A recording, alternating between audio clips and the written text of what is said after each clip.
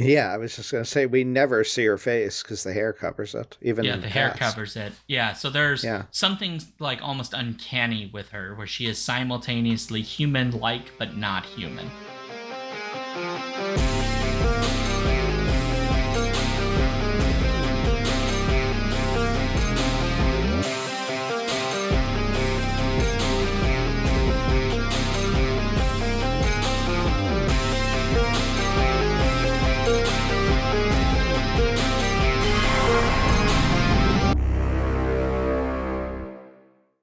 Welcome to an episode of the Skiffy and Fanty Shows at the Movies. There are three conditions that have to be met in order for a malevolent will to remain in the world after death: an enclosed space, water, and a slow death, and an almost fanatical devotion to the Pope. Four conditions that have to be met. Oh my gosh, where'd you get that from? That is a quote from the novel, apparently. Oh, I've never read the novel, although Well, it's the in English translation of the model, at least, or the Yeah. novel, at least. Okay. Well, I'm Sean, I'm Daniel.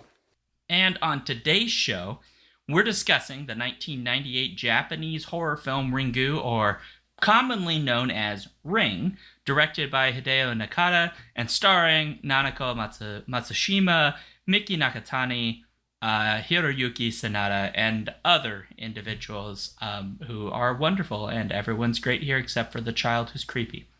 The child is so adorable, creepy. Adorable creepy is not a thing Yes, I want in a child. I don't That's know. not a thing. Oh, No. he's great. Yeah, he's very fun. This is a movie that was instrumental in bringing J-horror excitement to the United States, inspiring Japanese sequels, as well as numerous American remake versions for this franchise and others. The other one would probably be The Grudge, which everybody should know, Ju-on in Japan, which has spawned multiple sequels both in Japan and the United States. This is based on a novel by Koji Suzuki from 1991. There are sequels in novel form as well, including, I believe, Spiral and Loop. Spiral and Loop, I think, is the other one. And Spiral was made into a sequel to the movie as well, but it didn't do too well, so then they made a Ring 2. Yeah, it's all they're all on Shudder. It's very convoluted. It's very convoluted. Well, yeah, imagine me when I talked to David and I was like, hey, David, do you have a thought about this? Because he's not here, right? And he's our resident horror dork. And I was like, what are your thoughts? And he just like casually mentioned, well, there was a TV movie before this. And I'm sitting here going, do I have time to watch this? Do I have time to watch this and also the American remake of this? And no, it turns out I did not this week have time. I did not. And to be fair, we should note this episode was going to be something else, but for reasons that aren't really anybody's fault, the episode that was going to be at this time had to be moved because technically this is a birthday weekend for multiple members of the Skiffy and Fanty show, and some of us actually had travel Happy birthday. plans. Not me, although it is at the time of this recording 2 days before my birthday, so yeah. Anyway, what are you doing to celebrate? I was grading. You can watch 1995's Ring. I could. There is a version on YouTube, by the Ring way, on your with birthday? Oh, okay. I will note, the original commercials. Wow. Which That would be fun to watch. I'm actually probably going to watch it with the commercials. I kind of find old school commercials interesting, but that's a whole other thing. Yeah. Anyway, yeah. Yeah. All right. Well, before we get into our discussion, a reminder to please share your comments, questions, or suggested topics with us at skiffyandfanty.com/listener suggestions. If you aren't already, make sure to join us live each Friday at 7 Central on Sean's Alphabet Streams Twitch and be part of our interactive live streaming format, or join us anytime for interaction on our Discord. Finally, please join our Patreon and be part of our exclusive content, like giving us torture cinema movies to watch. And I gotta do that. only takes... Oh, yes, the next one we got to get up. It only takes $1 a month. So let others know how fabulous we are and spread the word of Skiffy and Fanty. Yeah, a small thing I should note is that if you join at $3 per month, every month the Monday before the episode, which is usually the last Friday of the month, which is like the Torch Cinema episode we do live at 7 p.m. Central on twitch.tv/alphabetstreams. You can join us to watch the movie. I'm almost always there. And so it'll be there. Some of the other Patreon supporters will be there. And I will basically show the film, or we'll all have to watch it together off of a mutual stream of some kind. And then we talk about it in the chat as we watch it, which I find very fun. Yeah. And it helps survive the torture. Or you have fun because you all realize it's not nearly as bad as you were told. And you have interesting conversations about the things. Like knowing that, for example, Paul, who is not here to correct the record, used to be one of the most important members of Space Camp. Yeah, you didn't know that. This is true. Very true. Yeah. There are records. Yeah. Going back over the old Torture Cinema episodes now to get the information and data, I'm shocked how many there are that people ended up, fairly well enjoying. Or saying this, it's not great maybe, but I'd watch it again. It's not terrible. So and there are a fair number. It's how did these make it into Torture Cinema? Yes, because they're legit good aliens. Movies, right? Yeah, that's by far the number one rated. But rare exports in the early days, I honestly still don't understand why that one was considered bad. Because it's not a great movie, but it's kind of fun. And it is, yeah. I mean, it has issues, but not, yeah. Nothing by comparison to some of the other stuff we've watched. Yeah. Well, anyways. Birdemic. Yeah. Don't. Okay. Well, we're here to talk about Ringu. Ringu. Yes, sorry. Or Ring. And so, Daniel, would you give us, frankly, this won't be, I think, that hard, the brief summary of what is this film about for people who don't know? So do we do any kind of spoilers? Do I summarize the whole thing, or do I just stop the summary at some point? I would give don't reveal the ending, but definitely give us what is the thrust of the story after we know what the problem is. Okay. Yeah. So Ring is a story about a journalist named Riko Asakawa, and she's investigating the recent deaths of several high school students, including the death of her niece, where the teens mysteriously died looking like frozen in shock and fright. And there's an urban legend going around amongst the school kids, amongst their friends, that they had watched a cursed videotape that had a mysterious, strange woman appearing in it. And then right after watching this weird tape, they received a strange phone call, and in 1 week they would die. And indeed, 1 week following those events, that's when these teens were found dead.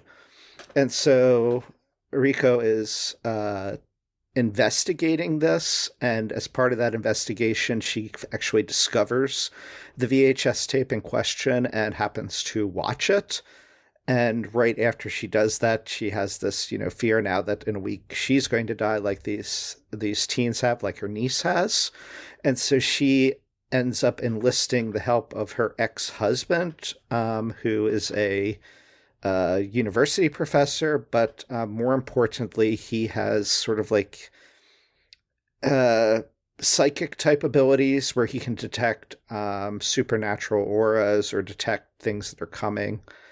And so he has a little bit of a special perception on these potentially supernatural type events. So he, Ryuji Takayama, Ryuji and Riko then begin investigating what happened to these teens, and particularly the history of this tape. And so as they investigate the tape, they trace it to a region of Japan where they discover a story of back in basically right after World War II, there was a woman that had ESP type powers and was actually being the subject of research of a doctor named Dr. Akuma that was studying her ESP abilities. And she predicted the the eruption of a volcano, but people didn't believe her, and they ridiculed her supposed psychic abilities, and so she ended up throwing herself into the volcano in suicide.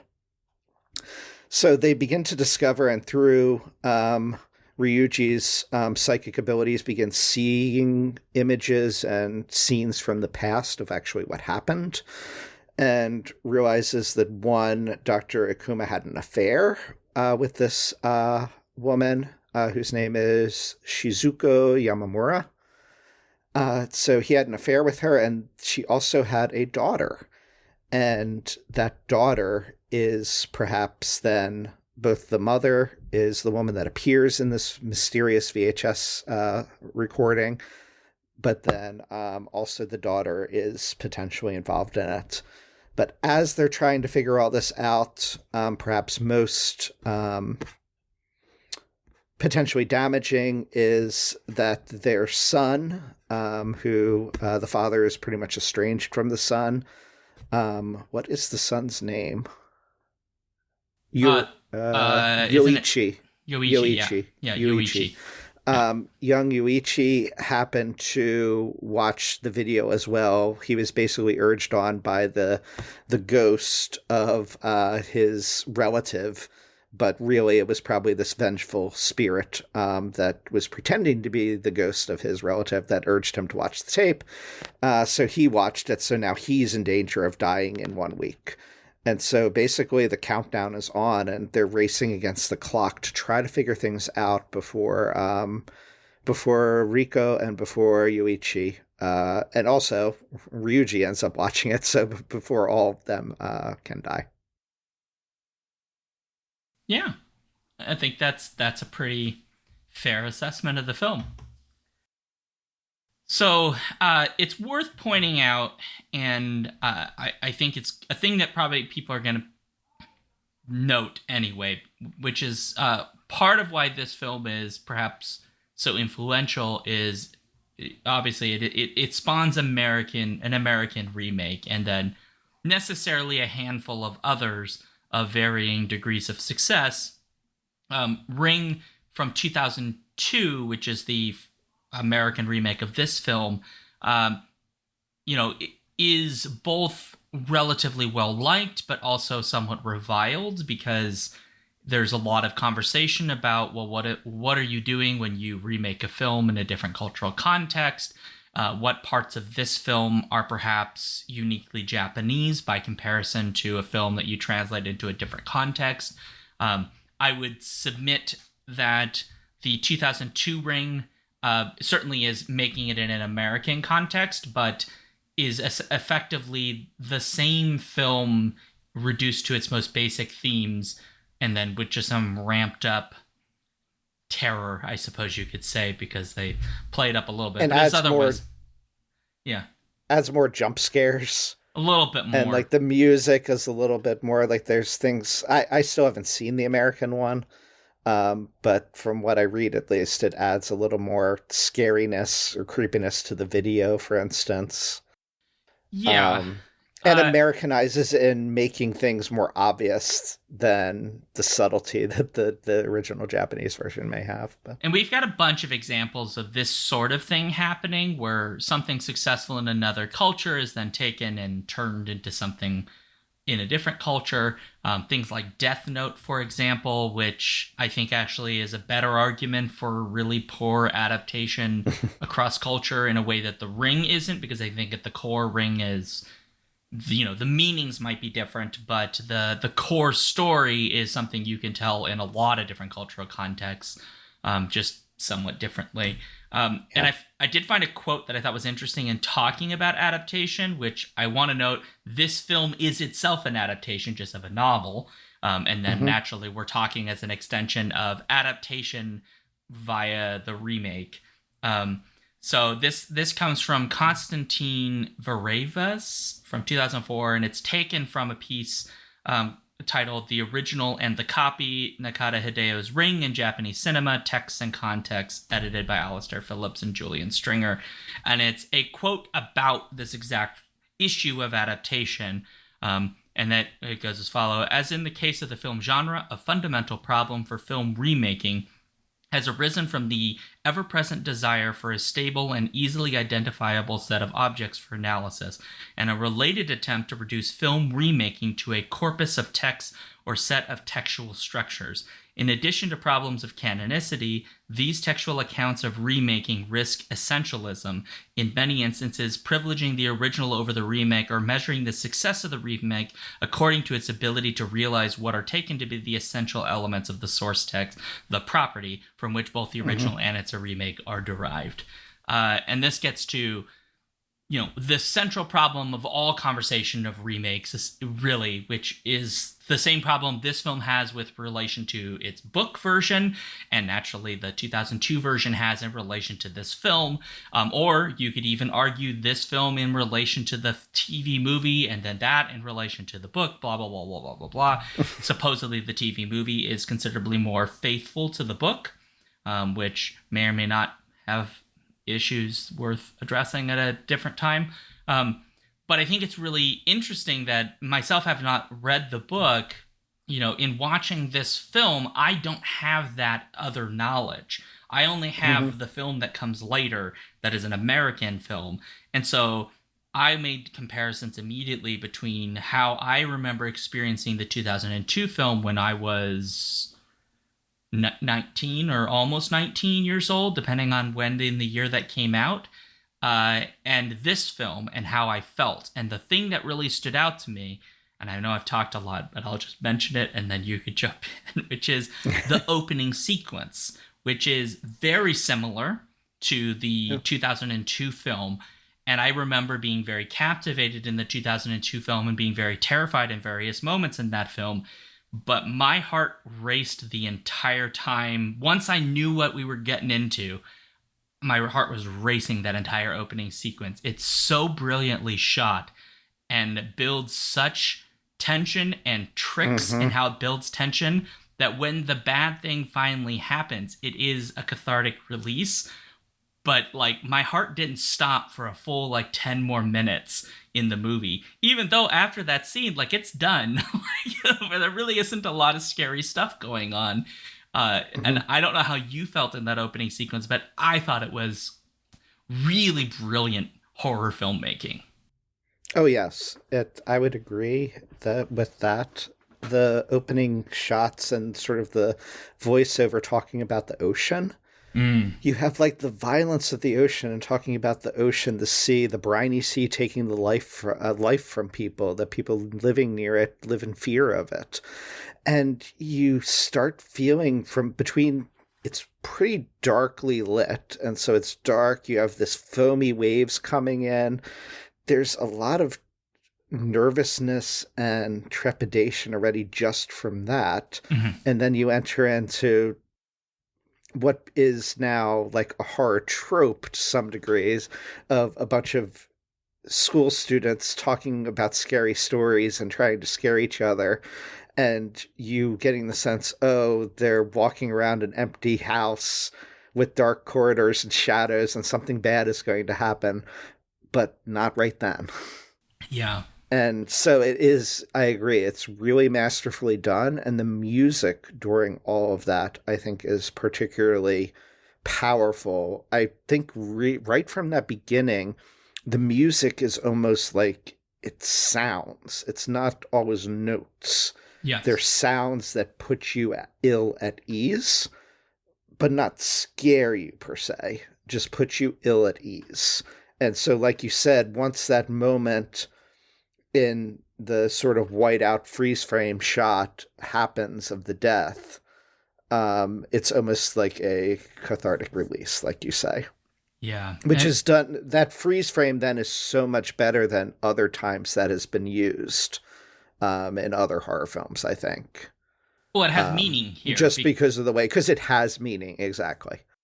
But yeah, in terms of the whole remake stuff that you're talking about, even apart from changing cultures, I'm not a fan of remakes. Like, generally, I just don't like either. the concept.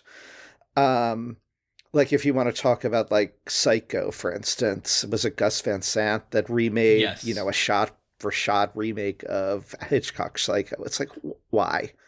Like the original, like, why are we doing this?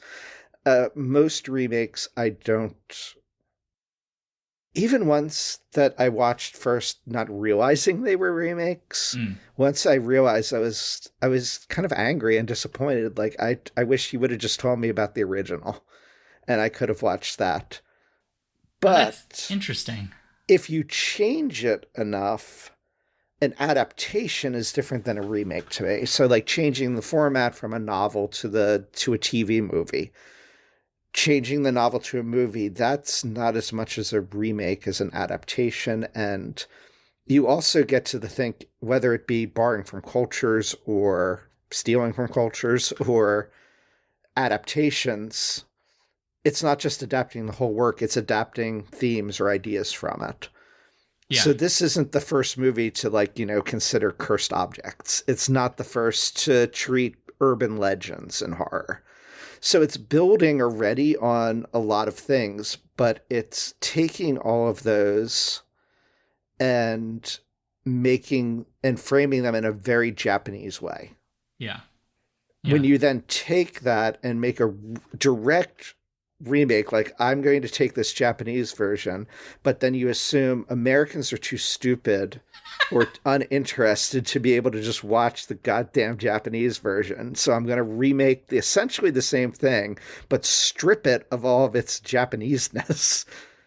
That is hugely, like, problematic to me or concerning.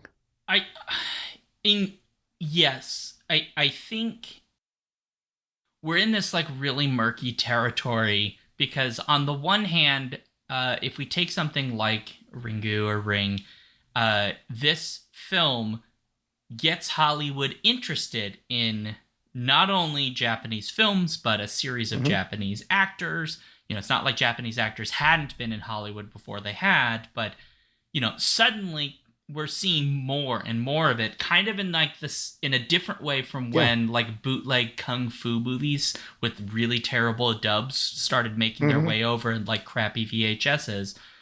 Suddenly there's a culture that's suddenly interested, and now we're getting these things we normally wouldn't have access to.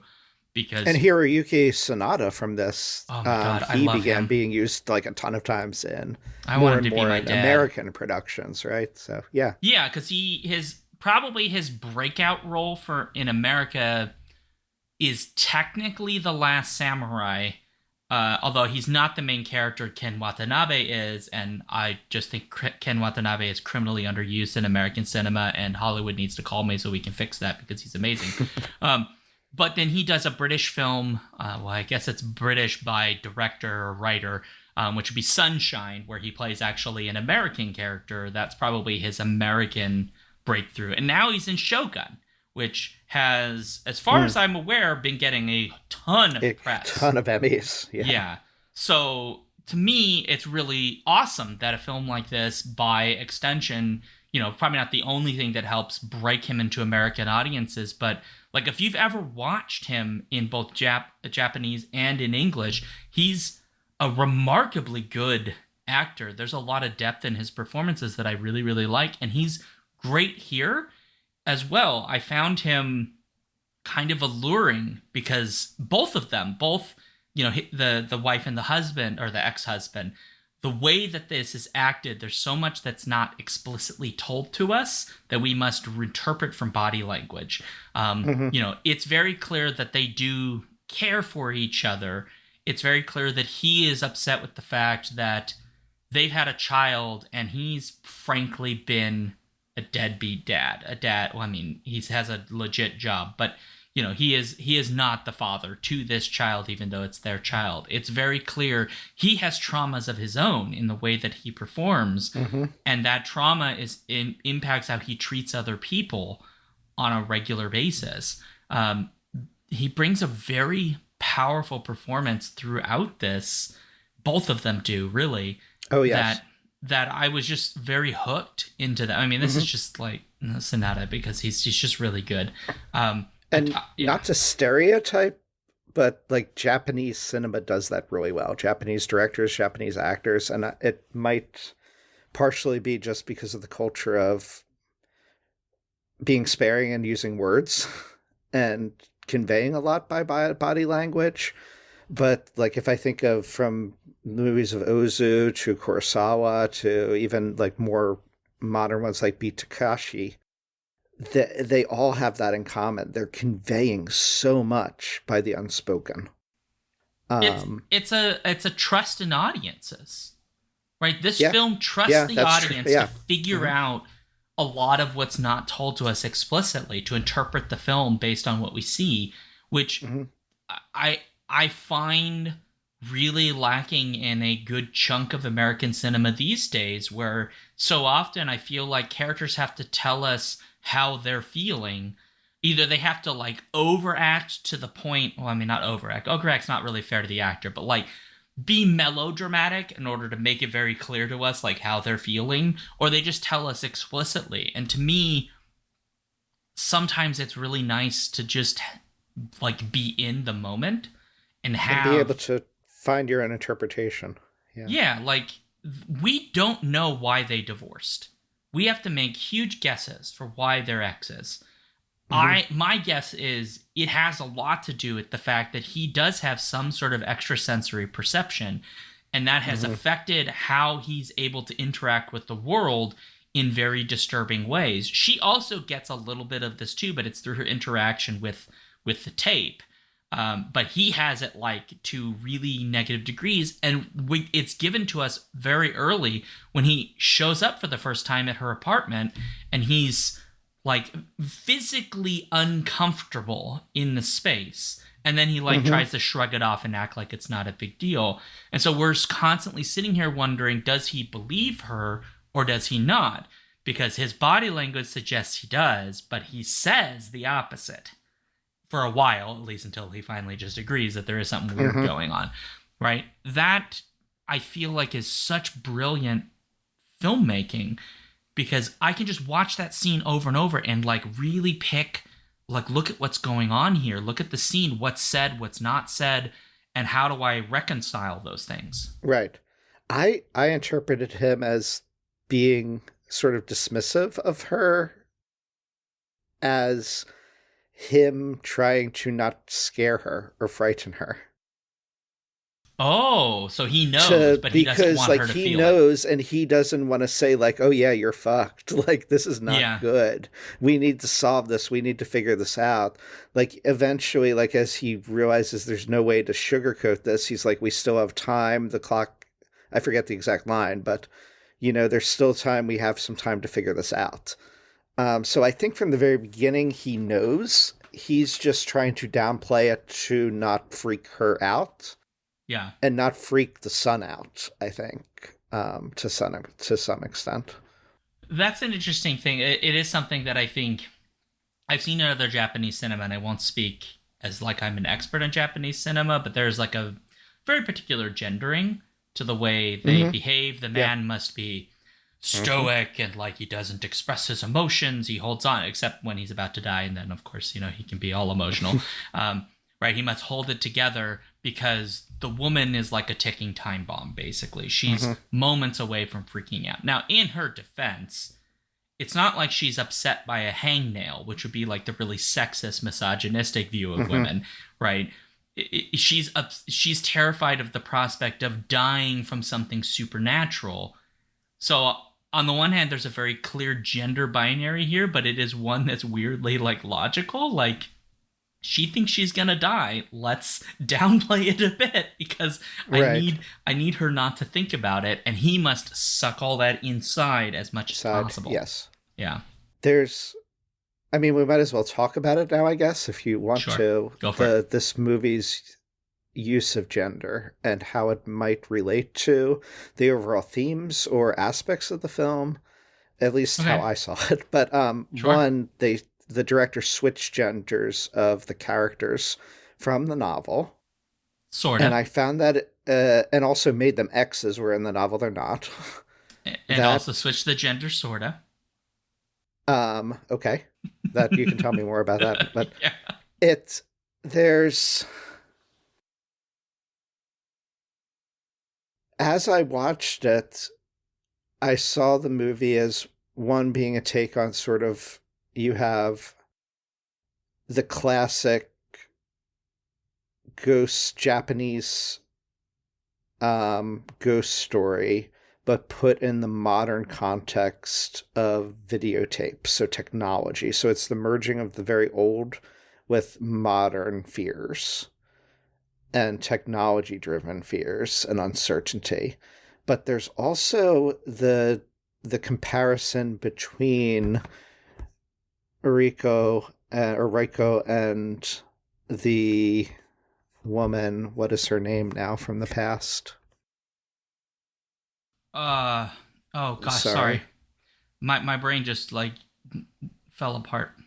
Now I'm trying to find it. Shizuko Yamamura. Shizuko, yes. Yeah. So there's the difference between those two, Reiko and Shizuko. Shizuko lived at a time where she had to fulfill the societal sort of place that women were put in the early 50s. Someone who suffered, who was in an affair with this married man who had kids of his own. She was not in a place of power, and she gives into suicide. Or becomes a victim to suicide. Yeah. But Riko is in a different era. She's a woman who's a journalist. She's living as a single mother. She's taking care of her kid and having a job. She's the one investigating things. She's the one under control here. And as the story progresses and as it ends, you understand she's really the one that's driving the survival here of things and the continuation. So to me, it was interesting that the movie presents two eras of women that had very different societal places and very different abilities to direct their own lives. Does that make sense? Yes, because they had completely different agencies and amount of power over their lives and the lot that they were sort of given. She has way more control over it, despite the curse. She has more control over it. And so the movie did very interesting things of juxtaposing, even in her modern life, as you said, traditional Japanese values where the woman you have to be gentle to because she might freak out at any moment, but then also making her very independent and much more of agency. And so it was an interesting look at those Japanese cultural perspectives on gender, I thought, if that makes sense. Yeah, I think you're right to point that out, that the film is, at the very least, presenting us two very different time periods with regards to how gender is treated. I don't think we need to necessarily... We don't have to be experts in Japanese culture to read that into the film because, right, we're presented two very different versions. One where a woman is subject to, I would say, based on what we're shown, non-intrusive experimentation, but experiments nonetheless about her abilities, and who, from all that we can tell, has very little real agency over her life. She's sort of under the thumb, as it were, of both the men who are using her, although whether or not it is love that is going on there about how the child is made is unclear. But then and the brother who's very domineering. The brother as well, yeah. Versus like all of the press at this point. I don't think there's a single woman in that sea of press people. And of course, immediately once we're shown the scene of them, you know, her like making the predictions or whatever, and they go, oh, it must be a fraud. You're a fraud. Of course, who do they attack? It's not all of the men who have put her there in this position. It is, of course, not her. The doctor. Not the doctor. Yeah. Not the doctor. They mention, I think, that like he's fooling us or whatever, but like they don't really go after him. They go after her. That is flipped very clearly for us in the future, where there is at least one woman, possibly more women. I didn't look closely, in the newsroom as a reporter, as somebody fulfilling the story, compared to what we're shown earlier. She has considerably more agency. She is raising a child on her own.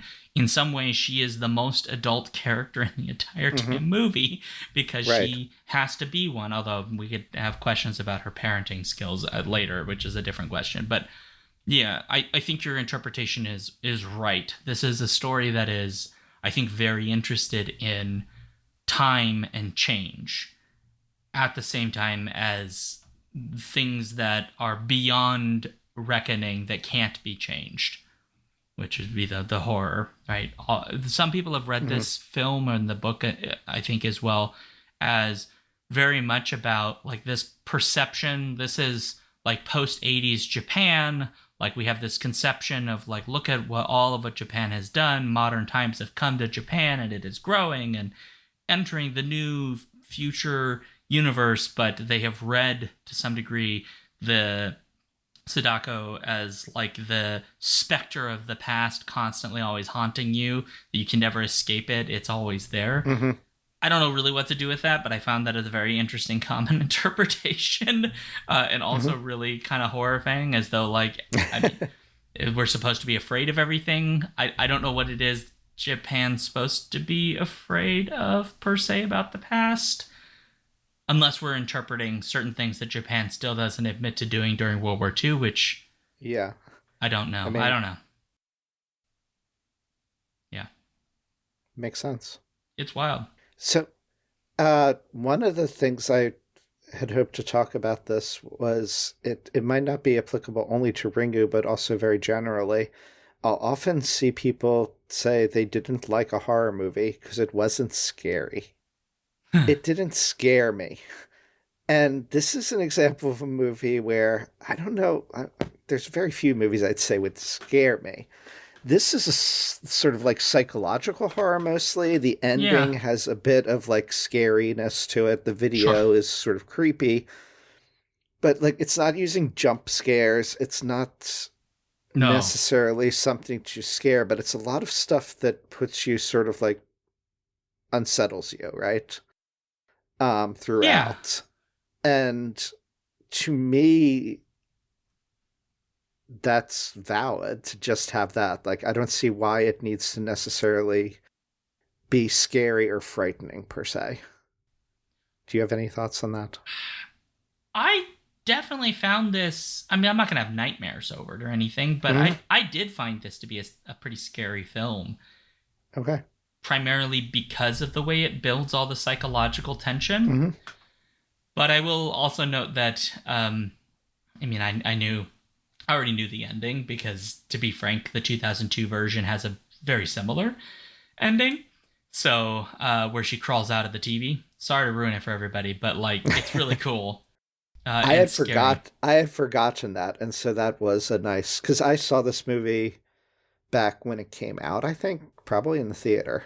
Oh, cool. But I haven't watched it since. And so I still had a memory of the well. I remember the crawling out and thinking that was really creepy and cool. Yeah. I had completely forgotten the whole crawling out of the television set. So that was a nice surprise to see again after a few decades. I think it's a thing that I don't know that this...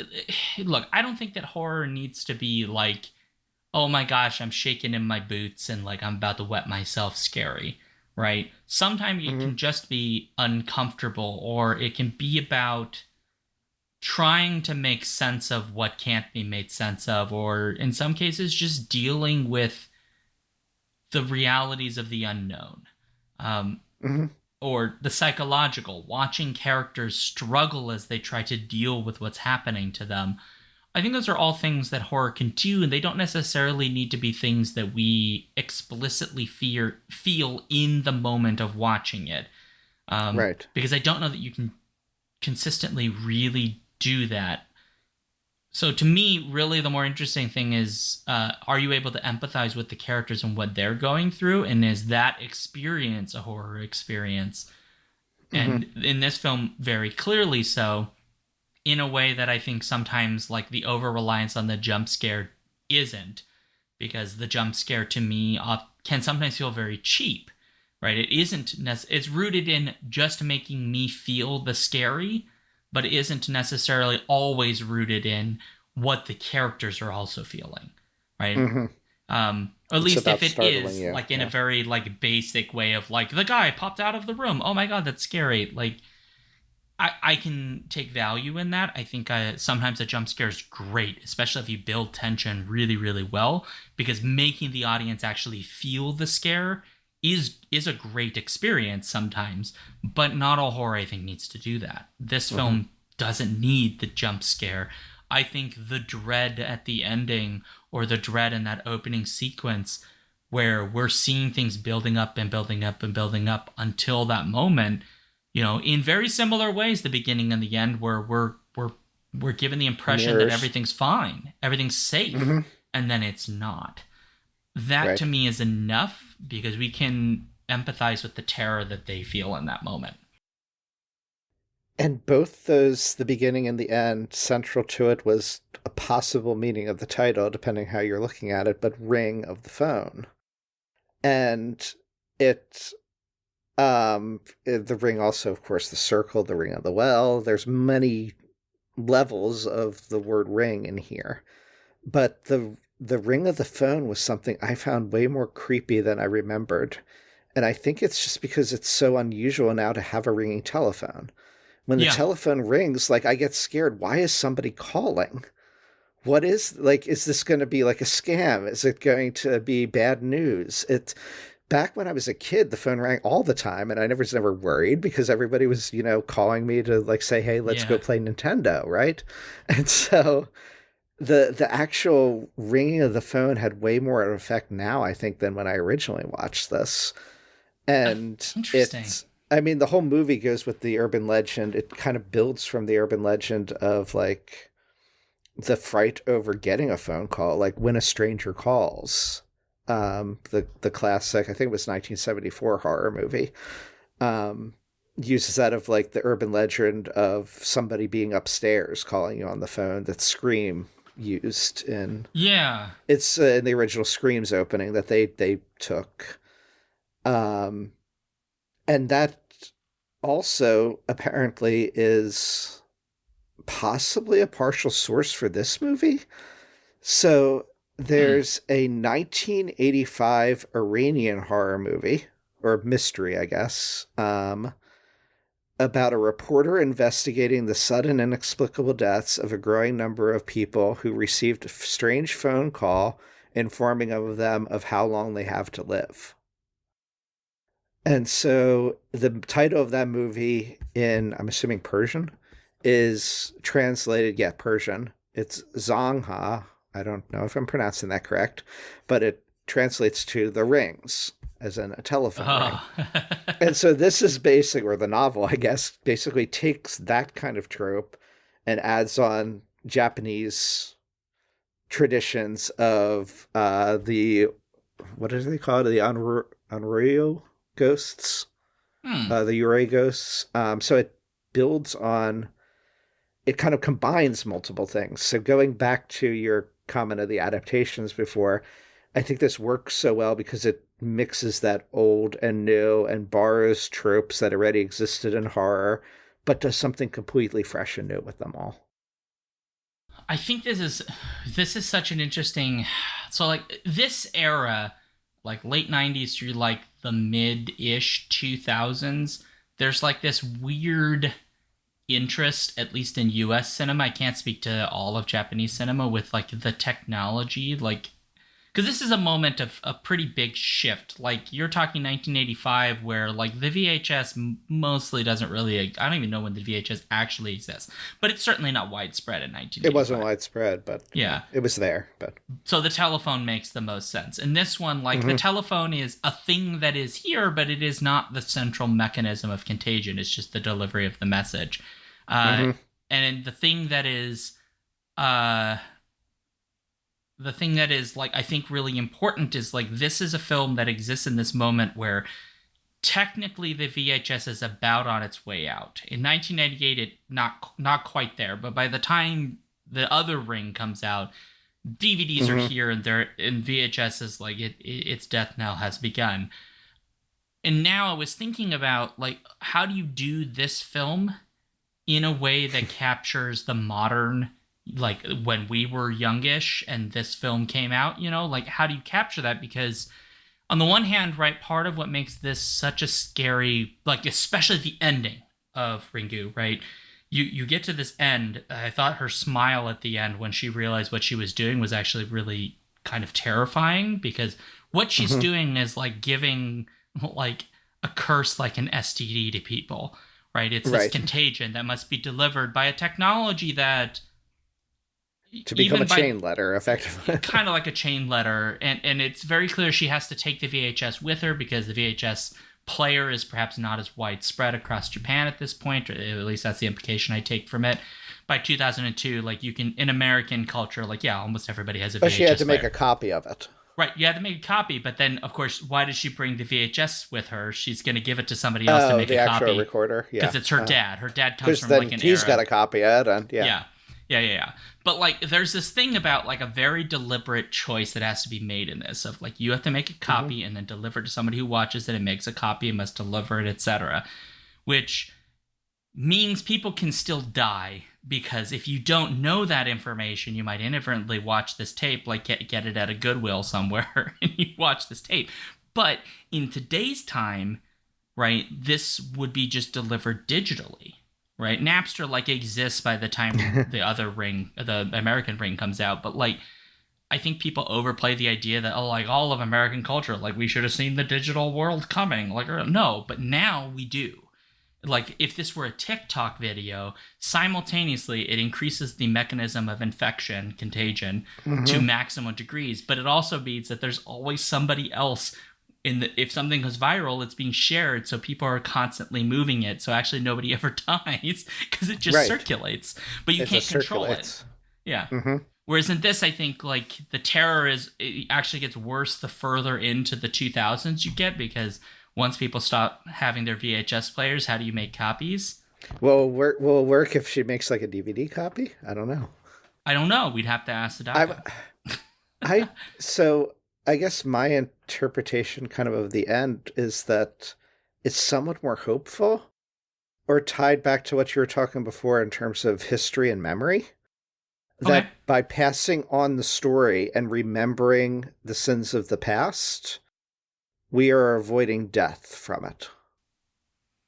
And so if you choose to read and know about the past and ignore it and not pass that information on, oh my gosh, it's as good as being the past coming and destroying you, of being consumed by demons, right? And so it's very much this idea that like this trauma of the past, digging up a body and putting the body to rest, that's not going to put things to rest. What needs to happen is you need to share the story and remember this person and what happened to her. And that's the way you escape the curse. And so I thought that like her smile is, and that's what's so awesome about this, her smile is both creepy and yet it's also like profoundly hopeful. In realizing that yes, because there's a cure by remembering. It's dark. She is going to her dad. Bad things from the past are dark, right? It's effectively like, I'm going to share the history of like Nazis with somebody. Like, it's not, I mean, dark history of putting it on that like this needs to be shared. Yeah. I mean, that's a fair point, because what happens it's to Sadako, an interpretation. Yeah. What happens to Sadako, the well girl, is really horrible, right? And some of that is like going to what is like the fundamental fears underneath this, which is not just fear of ghosts, but like fear of things that we don't understand that are potentially harmful. Because the story makes it very clear that Sadako can, I guess, kill people by choice. Her ESP talent seems to be that she can kill people. Hence why in the video she can also kill people, because of course she can. And you know that her father is the one that ultimately murders her, but she doesn't get murdered just by like you just get killed and that's over. hit over the head and thrown down a well and then left there still alive until she died.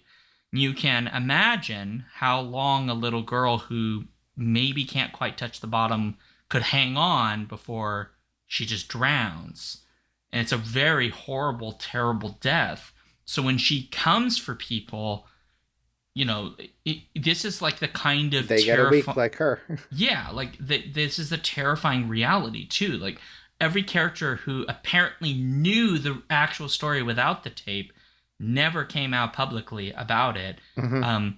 The like doctor who like did all the experiments, he was like shamed, but he wasn't shamed because he murdered anybody or he was involved in this horrible situation where horrible things were happening. It was like, nah, he had an affair and like, oh, it's that shame side. So, on the one hand, like, yeah, Sadako is, as like some of the critics are kind of pointing out, is like this thing that is no longer part of this world and that's why she's terrifying. But also, like, underneath this, as you're kind of pointing out, there is the stuff that people who are of this world did to her. They didn't try to understand her.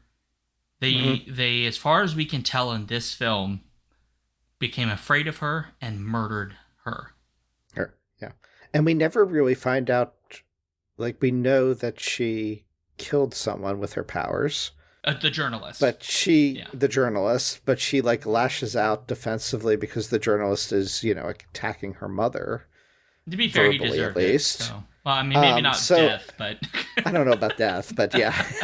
She's a jerk. She's a child. She's a child, right? And so it's the question of what was done to her. Yeah. I mean, I think we're meant to think of this, but we're also meant to be reminded of the fact that all is very rational. Like, her rage is very rational, but the curse itself is beyond rational. Beyond rational. Because it's not punishing the people who are responsible, it's punishing everybody else with the knowledge. Mm-hmm. And like Takahashi, who I believe is the screenwriter for this, like, he says about this, like the making of this movie, he says, like, we are afraid of the ghosts for one reason, that is, they don't belong to this world. How can we remove humanity from them when they must be played by humans? That is the most important point for representing their images in horror films. Taking away what makes them human so that they become beyond reckoning, which I would argue they don't quite succeed here, because you can tell she's still, like, and the story kind of needs you to remember that she used to be a girl, but they don't show her face for pretty much most of the film. Say, we never see her face because the hair covers it. Even the hair covers it. Yeah, so there's something like almost uncanny with her, where she is simultaneously human-like but not human. And also the people that watch the tape, their faces become sort of blurred and distorted in photographs. And so I wonder, what was there some kind of deformity in her face that we don't know about, that it was hidden by the hair? Is there some link there? Am I just looking for too much logic where it's... I mean, to some degree... Or a pattern where it's not necessarily needed. I mean, even when they find her body, right? Her body is, like, decayed and, the hair holds her, the hair is still covered it, and then, like, all of we don't really see the face, mostly because it's decomposed, but, like, it all comes off the skull. So even at the moment when we might have seen what her face used to look like, her face is a skeleton. It's like we know it's human, but it's not, because it's too missing, late. Yeah, it's missing all the bits that, are facial bits, which we, it still feels inhuman. It's a skull. Mm-hmm. Yeah. It's a thing where supposedly there's some, like, shift in, like, horror in Japan towards this kind of thing where you get media within media, which is, like, called, like, I forget what the title is, the name of it is, like, nested something. Nested construction, where you get, like, video or other kinds of technology within the technology. And then you get like the intangible and dehumanized ghosts versus like explicitly human ghosts. And then supposedly verisimilitude is part of this, but I'm not exactly quite sure exactly what that means. But like this is part of the shift. This film in particular is probably like the major film that is described in that shift. And I need to go read more now because I'm curious about where does this go.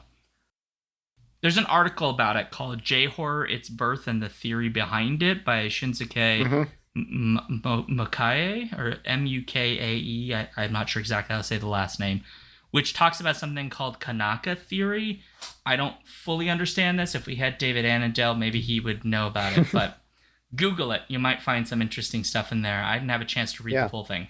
So, well, David could also probably say more and more accurately than I might be able to, but this is also a turning point for horror in the U.S. cinema landscape, because this is, the period, it's around the time you have Blair Witch.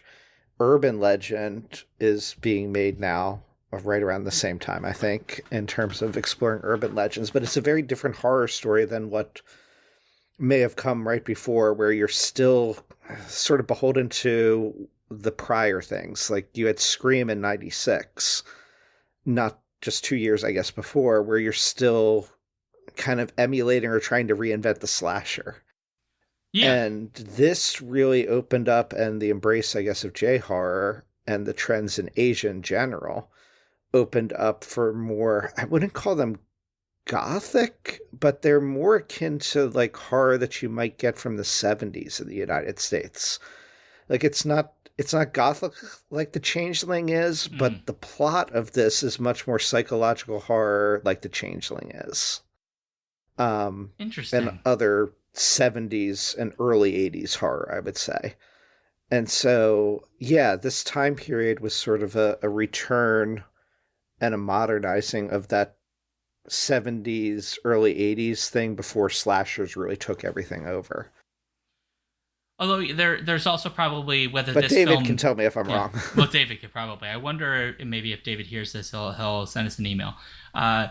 Because to me, I seem to recall, and I'd mentioned this at the very beginning of the podcast, that there was like a series of films that come after this, and I don't know if it's because of this film per se, or there's a trend just happening, but like that like idea of nested construction is also in a whole bunch of American horror films, where like the supernatural and technology start to interact. I was thinking here of like the film White Noise, which has is it Keaton in that? I think Keaton's in that. I can't remember. The premise being that in that one, we take all of like the like ESP, like ghost hunting detector technology, and like drag that to 11. Where you can detect in like video signal ghosts and other kinds of things in very like explicit detail, and like the more you dig into it, the more you become your self becomes visible to the things you don't want to find you, and like then they come for you in the night.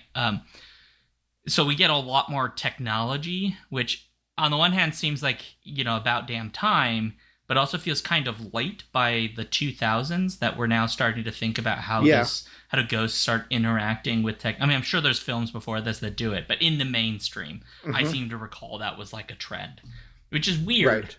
Right. To me, it just seems like, why are we still doing the telephone thing when we've all had VHS players and have been recording random movies off of our cable networks or whatever for like almost a decade now?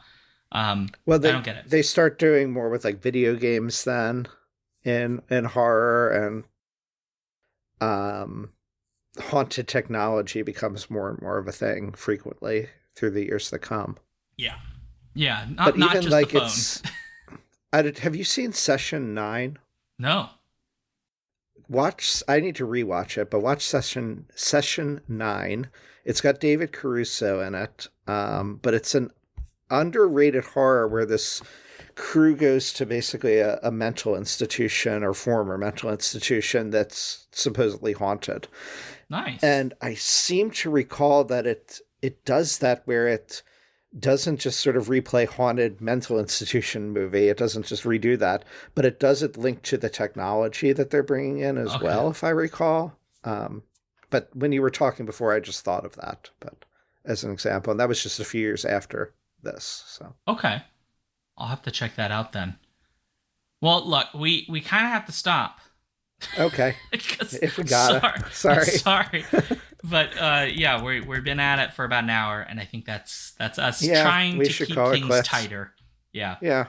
But if anyone has thoughts for us about this film, if you've seen it and you have thoughts, or you want to compare it to the newer film from 2002, or you just want to yell at us about how much you hate the 2002 version, I guess, you can do that either at skiffingfanty@gmail.com. We also have a listener suggestions page, which is skiffingfanty.com/listener-suggestions. We get a newsletter and a Patreon and all of these things. If you want to find all that, you can go to our link tree, which is linktr.ee/skiffingfanty. You also find all our social networks, although we're basically Skiffy and Fanty on every social network except Shitter. And so if you want to find us, just look for Skiffy and Fanty. We're somewhere out there. Please support us. But not there. But not there. But not on Shitter. I mean, the account still exists, but we don't do anything with it. Me, Sean Duke.net. I'm Alphabet Streams here on Twitch, where Skiffy and Fanty is here every Friday at 7 p.m. Central. I have a Patreon, and I'm also on various social networks. My link tree is /Sean Duke. You can find me, Daniel, at Reading 1000 Lives on Blue Sky. The number 1000 is the numerals, so 1000. And my reviews, of course, are on the Skiffy and Fanty blog. So if you don't, please make sure you check out our blog. It is wonderful. And many people write great things for it, including Steven, Cam, Trish, and, of course, Paul. And then I also review on reading1000lives.com and elsewhere. Excellent. And if you haven't seen Ringu, go watch Ringu. I think it's really good, and people should go see it. I agree. So as required by the Skiffy and Fanty bylaws, I need to make it awkward. And so, Daniel, unbeknownst to you, this has all been a recording. And this recording now is establishing that you only have 7 days to live, unless you bring me a piping hot bowl of tomato bisque within that time frame. If you do, you will live. Sweet release. Only 1 week to go. Well, and on that note, I guess, awkward ending and scene.